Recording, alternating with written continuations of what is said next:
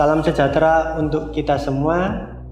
Saya AR IR Heristama Anugrah Putra ST MArsi adalah dosen tetap di Universitas Katolik Dharma Cendika Prodi Arsitektur Fakultas Teknik.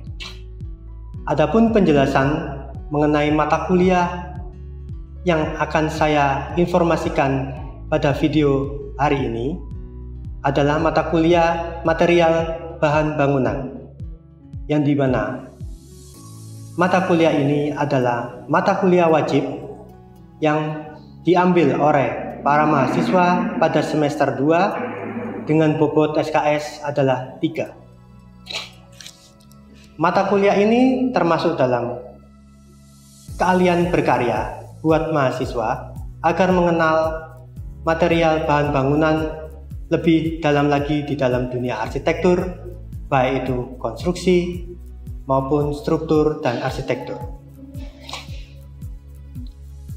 Adapun CPL dari mata kuliah ini adalah mahasiswa dapat mengetahui secara jelas material yang akan dipakai dalam prinsip struktur. CPL yang kedua, mahasiswa mampu mengaplikasikan prinsip penghawaan dan penerangan baik alami dan buatan terhadap suatu desain dalam kajian penggunaan material bahan bangunan pada suatu bangunan. CPL yang ketiga, mahasiswa mampu mengenal perhitungan sederhana dalam memecahkan persoalan dalam suatu desain berdasarkan suatu perhitungan dan kemajuan teknologi kekinian, yang dimana saat ini di dunia modern banyak sekali material untuk bahan bangunan yang semakin maju dan semakin berteknologi tinggi.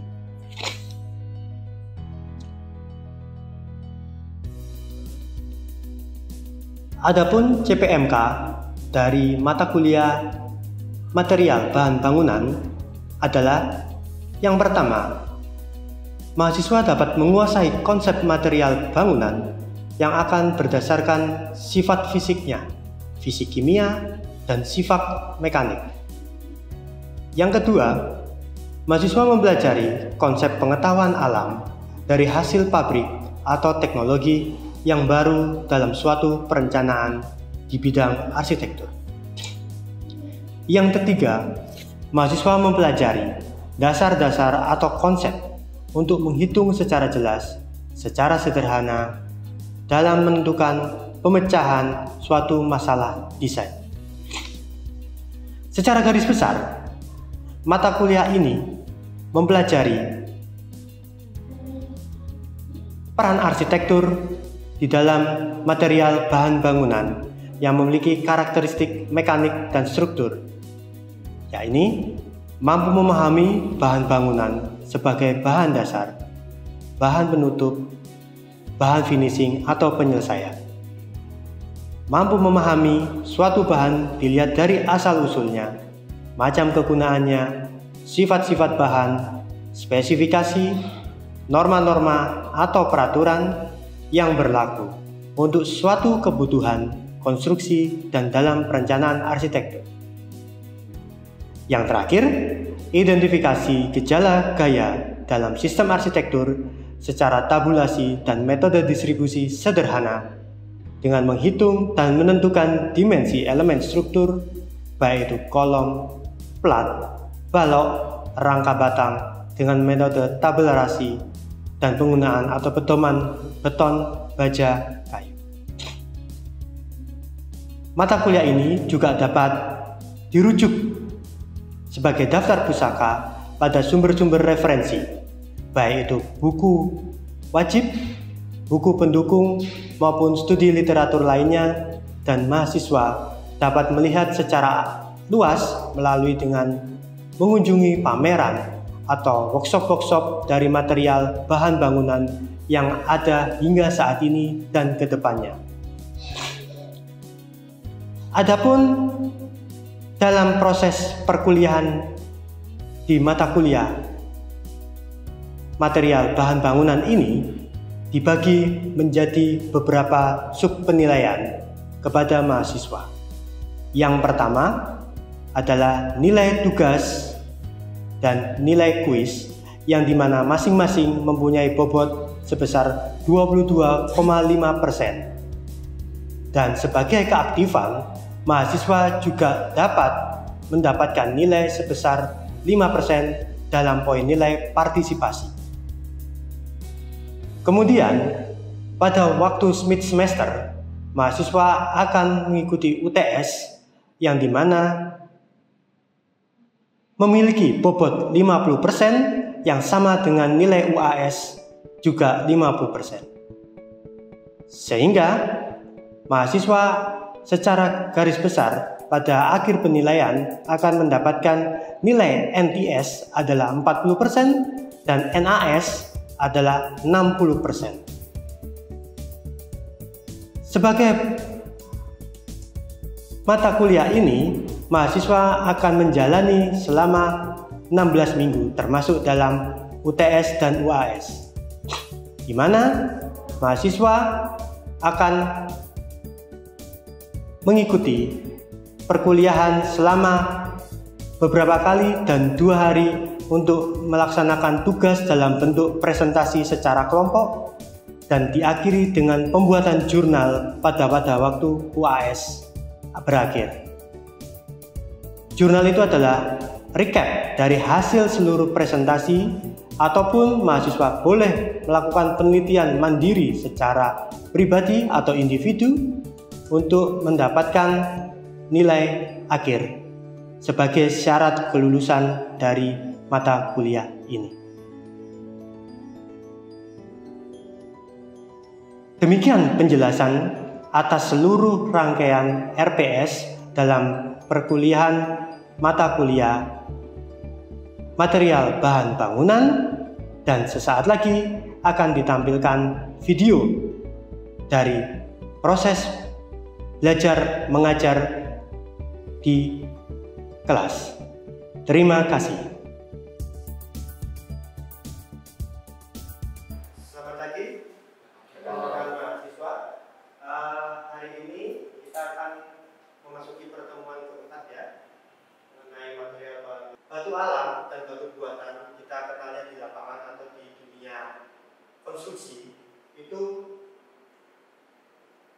jenisnya ya. Jadi batu alam itu asal batuan yang di dalam bumi dan kondisi tanah dan alam serta menyebar ke seluruh belahan bumi. Jadi memang dari alam langsung ditambang dan kemudian diproduksi dan akan didistribusikan untuk dibuat sebagai material konstruksi, baik itu sebagai struktur, ornamen arsitektural atau ornamen lainnya. Interior itu juga bisa. Ya, dan ini memiliki nilai atau harga yang lebih tinggi karena dia langsung dari alam. Seperti contoh kayak marmer, granit gitu ya. Anda beli, Anda jalan-jalan itu ke showroom atau ke penjual yang bahan material tersebut, ya itu akan sangat tinggi. Bahkan marmer aja bisa mencapai jutaan ya per meter perseginya. Nah, beberapa jenis batu alam yang ada di bumi ini itu pertama adalah batu kali. Batu kali itu sifatnya keras, ya, otomatis dia digunakan sebagai struktur fondasi bangunan sederhana. Contoh bangunan rumah tinggal 1 lantai ataupun 2 lantai. Bahkan bila memungkinkan struktur tanahnya di lingkungan tersebut bisa sampai 3 lantai. Nah, tapi tidak lagi dikaji dengan struktur atau permukaan tanah di situ itu kandungannya seperti apa dengan dilakukan tes sondir. Kalau di situ tidak mencukupi, bahkan mungkin bangunan itu cuma 1 lantai tapi tanahnya tanah yang gembur, rawa atau bekas sungai, ya tidak dimungkinkan dengan batu kali. Ya mungkin dengan fondasi yang dalam seperti stros atau bangkek atau apa yang panjang, ya. Dia memiliki karakteristik seperti ini, warnanya abu-abu kehitaman, ya.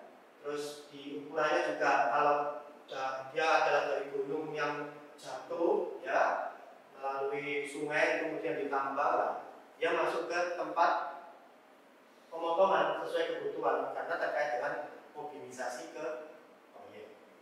Ya. Berikutnya juga ada batu kewal. Jadi batu ini sifatnya juga kasar. Ya, diameternya 1 sampai 2 meter. Warnanya keabu-abuan. Nah, fungsinya batu kewal ini umumnya untuk elemen arsitektur. Rata-rata paling banyak untuk elemen arsitektur. Untuk elemen atau penggunaan struktur, bahkan untuk fondasi itu sangat jarang atau hampir tidak pernah karena ini memiliki keindahan dari segi hasilnya ya. Jadi ya kebutuhannya juga sangat banyak untuk elemen arsitektur. Biasanya untuk area dinding, pagar gitu ya, itu ditandai dengan batu kewal ini. Terus ada juga batu karang. Jadi batu karang ini batu yang berasal dari gunung di laut dan sisa-sisa binatang laut yang telah mengeras dan membeku. Ya, jadi warnanya putih, ya, terus finish umumnya untuk finishing, jadi sama untuk elemen arsitektur, ya, dan tapi tidak sekeras batu kewal, apa namanya karakternya. Ya.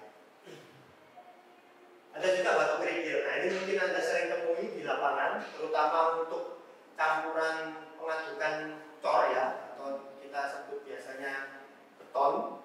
Nah, di hasilnya itu ada campurannya, salah satunya batu kerikil. Jadi selain semen, air, pasir digunakan untuk batu kerikil agregatnya.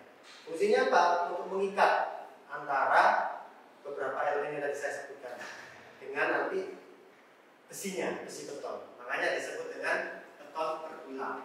Ya. Jadi diameternya cukup kecil, 2 sampai 10 cm yang besar, ya tergantung. Kalau 10 cm biasanya untuk aspal, permukaan aspal sebagai fondasinya. Tapi untuk 2-3 cm itu untuk campuran beton. Nah, ada juga tinsla atau batu stensla. Ini kurang lebih sama dengan apa namanya tadi batu kerikil, ya.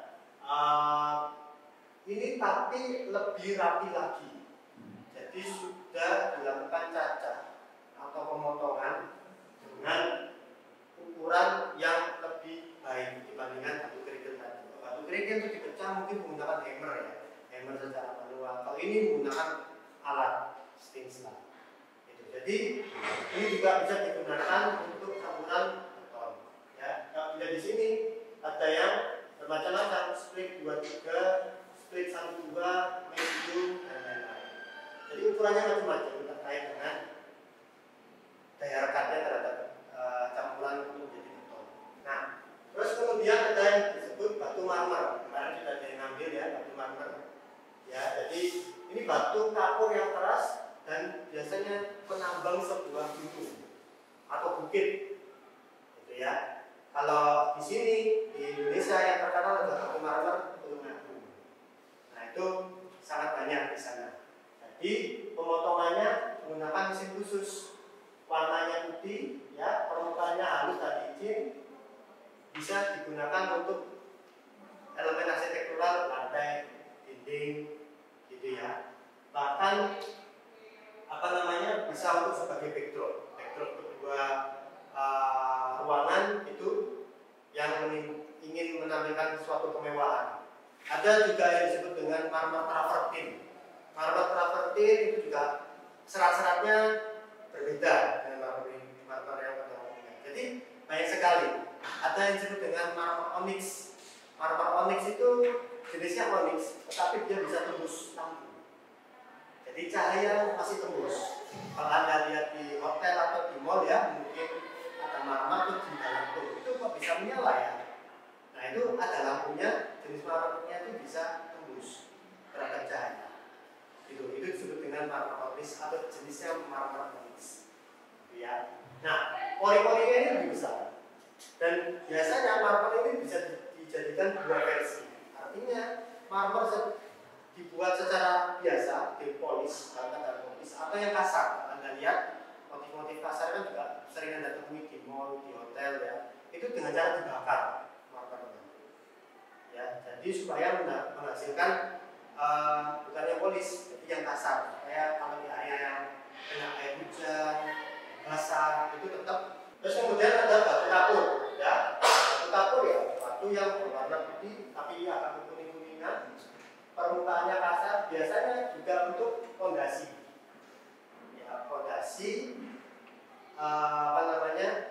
bangunan sederhana. Biasanya juga sebagai roofnya, ya, namanya roofnya. Jadi seperti ini. Karena kalau menggunakan batu kapur ini karena biayanya relatif lebih murah atau kecil dalam hal pembangunannya, gitu ya. Nah, ini batu granit. Jadi mungkin Anda bingung antara batu granit dan granit tel, karena ada yang disebut granit tel. Kalau ngomong granit tel itu adalah keramik materialnya, tapi bukan, kok keramik itu kan materialnya dari tanah liat ya. Nah, tapi kalau granit tel itu bukan dari bukan dari tanah liat, tapi dia bermotif seperti granit itu, ya. Makanya dia memiliki ketebalan 0,9, 0,8. Tapi kalau granit atau marmer tadi bisa sampai 2 cm. Sehingga Anda kalau lihat di dapur ya, itu ada penggunaan meja atau table itu menggunakan granit yang masih itu tebal 2 cm, tangga 2 cm. Memang itu secara alam dipotongnya tebal-tebal. Ya. Nah, granit memiliki keunggulan dibandingkan marmer. Dia memiliki pori-pori yang lebih rapat. Sehingga apa? Sehingga apabila terkena noda air atau hal-hal yang misalnya ngecap ya di dalam lantai, itu tidak terjadi di granit. Kalau di marmer dia akan menyerap karena pori-porinya besar, gitu ya. Sehingga apa? Sehingga kalau marmer tadi sulit dalam melakukan pembersihan, harus menggunakan mesin poles khusus. Kalau granit karena dia tidak mudah menyerap karena pori-porinya lebih rapat, ya, cukup lebih aman, gitu, ya. Sama digunakan untuk penutup lantai dan dekorasi elemen-elemennya ini, dan tidak mungkin digunakan untuk struktur ya, karena ini jenis batu yang mahal, jadi ya sangat ingin ditampilkan sebagai suatu hal yang mewah, suatu hal yang elegan, suatu hal yang baik. Nah, ini tadi marmer onyx yang tadi saya sebutkan. Jadi transparan bila dikenakan cahaya. Ya, keras. Ya, kayak marmer. Memang marmer, cuman dia punya karakter tembus cahaya. Bukan tembus pandang ya, tembus cahaya. Gitu. Ya, jadi ini merupakan campuran mineral menjadikan batuan berwarna-warni. Itu kenapa terjadinya marmer, batu marmer. Dan itu berlangsung selama ratusan bahkan ribuan tahun, bahkan bisa jutaan tahun marmer. Jadi bukan sekedar makanya kalau kita menambang itu kan ada, kita dulu pernah diajarkan bahan yang mudah diperbarui dan tidak diperbarui. Ya, ini salah satunya. Itu yang tidak bisa diperbarui karena kalau tadi diambil, ujungnya habis. Ya harus nyari ke lokasi lain penambang. Dan itu secara dilakukan eksploitasi terus-menerus ya akan habis. Ya. Terus ada juga batu apung, ya, batu alam yang berlubang, bersifat porus. Mungkin Anda sering lihat juga kalau dimasukkan atau dicelupkan ke air dia akan mengambang kembali, ya, dan tampak terus udara. Nah, umumnya untuk elemen arsitektur juga, ya. Jadi elemen-elemen ini biasanya untuk area taman, ya, untuk area-area yang di luar rumah atau di dalam rumah boleh, ya, apa-apa tergantung dengan kondisi Anda desain. Karena kan sebagai arsitek jadi punya konsep dan pandangan penggunaan material itu untuk apa, gimana. Terus ada juga batu serpi. Nah, kalau di lapangan biasanya juga batu gilang, ya, atau batu lempeng, ya. Jadi sifatnya berlapis-lapis seperti ini, sangat tipis, ya, dan mudah pemasangannya. Gitu, ya. Umumnya untuk dinding seperti ini, dinding dipasang secara vertikal. Secara horizontal boleh, tapi harus dilihat ketebalannya. Karena ini dulu, kalau itu dilewati sebuah kendaraan, motor, kalau misalnya mobil Anda taruh untuk garasi atau carport, ya ditakutkan akan pecah. Karena ini materialnya tidak terlalu tebal seperti kewal tadi, atau andesit, ini ada andesit juga. Jadi ini untuk finishing dan dekorasi ini ada batu candi. Minggu lalu juga saya sudah jelaskan apa itu batu candi sedikit ya, sama batu andesit. Itu yang sering kali banyak ditemui di lapangan. Ya. Batu candi pori-porinya besar, sifatnya tidak terlalu keras dan rata-rata warnanya cenderung hitam atau gelap. Dimensinya bermacam-macam. Kalau Anda ke tempat penjual batu alam, ada yang 40-40, 20-20, bahkan mungkin yang paling besar ada 60-60 atau mungkin bisa request. Gitu ya. Cuman yang memiliki karakteristik berpori. Jadi apa masalahnya? Kalau tadi marmer sama granit itu masalahnya misalnya pecah, ya, kalau kena zat tertentu. Kalau ini rata untuk dinding atau lantai Anda pasang akan berlumut. Ya, kalau kena cahaya, kena air lama-lama akan lumut. Akhirnya apa? Banyak produk-produk yang anti lumut yang mengeluarkan untuk sebagai coatingnya. Jadi pelapis batu alam supaya tidak muncul lumut. Tapi banyak juga arsitek-arsitek yang senang dengan adanya lumut, sehingga memang dibiarkan lumut itu lumut. Ya, jadi dia tidak menggunakan coating. Itu adalah selera, kembali ke selera. Kemudian ada batu andesit. Ya, ini juga salah satu yang sering banyak digunakan, batu andesit. Jadi batunya ini sangat keras, porinya lebih rapat sehingga tidak mudah terserap oleh air yang nanti akan muncul lumut. Ini juga nggak apa-apa kalau akan dilakukan coating, meskipun dia memiliki kerapatan yang lebih dibandingkan batu candi tadi. Ya, dan motifnya banyak. Dia ada yang polos, ya, ada yang kasar, ada yang berbintik-bintik hitam, hijau, gitu ya. Jadi itu tergantung desain. Dimensinya bermacam-macam, bahkan ada yang 10-10 itu sering banyak digunakan untuk area carport, teras ya, itu untuk parkir kendaraan. Nah, itu ukuran itu disusun secara satu persatu dan memang lama pengerjaannya, tetapi apabila dikerjakan dengan benar hasilnya akan menarik. Itu disebut dengan batu andesit cobble. Ya, kalau andesit yang biasa seperti ini untuk elemen dinding. Kemudian juga ada jenis batu marmo. Ya, sifatnya sangat keras, pori-porinya juga rapat, tapi warnanya dia terang. Ya, tidak mudah berlumut dan dimensinya bermacam-macam. Dia nggak bisa dua lapis, artinya dua sisi yang ditampilkan. Sisi yang halus dan sisi yang kasar. Ini seperti ini, sisi yang halus, ini sisi yang kasar. Tinggal Anda melakukan desain, mau bisa diacak, ditata-tata, Anda sekreatif sebagai seorang arsitek nantinya, gitu ya. Nah, batu ampiang, mungkin Anda juga sering lihat batu ampiang ini sifatnya sangat keras dan dia ukurannya kecil-kecil 1-2 cm. Ya, umumnya digunakan untuk area carport. Ya, mungkin Anda pernah jalan-jalan ke trotoar di kota Surabaya. Nah, itu ada yang menggunakan material batu ampiang. Jadi caranya ini memang kecil-kecil, tapi dalam bekerjanya memang agak ribet ya, atau sulit karena perlu beberapa kali proses. Artinya dalam pengerjaan yang menggunakan ini plesteran dulu, ya, kemudian ditaburi batu ini. Nah, tetapi dengan menaburi batu ini bukan serta-merta dengan hasil tabur selesai, tapi harus dilakukan perawatan dan itu perlu spons, biasanya pakai spons. Dilihat lagi apakah jaraknya terlalu renggang, jaraknya terlalu dekat, rata-rata biasanya saling menutup menggunakan batu ampiang ini. Dilihat seperti ini. Jadi bisa bermotif, bisa dibuat bentukan, ya, warna, ornamen, permainan. Jadi materi hari ini cukup sekian, ya, tentang batu alam dan batu buatan.